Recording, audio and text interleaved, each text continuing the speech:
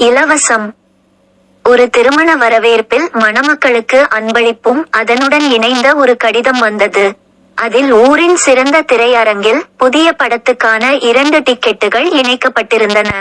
மேலும் இதை அனுப்பியவர் யார் என்று கண்டுபிடியுங்கள் பார்க்கலாம் என்றொரு குறிப்பும் இருந்தது. தம்பதிகளிருவரும் எவ்வளவோ சிந்தித்து பார்த்தும் அவர்களால் யார் என்று கண்டு பிடிக்க முடியவில்லை.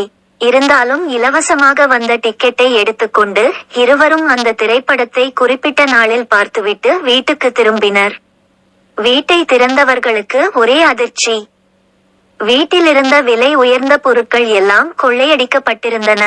வீட்டில் ஒரு கடிதமும் இருந்தது. அதில் "என்னா படம் சூப்பரா" என்று எழுதியிருந்தது. அவர்களது தேடலுக்கு பதில் கிடைத்தது. ஐயோ, களவாணி பயலா! நீதி, இலவசம் யார் கொடுத்தாலும் அது கொள்ளையடிப்பதற்கே.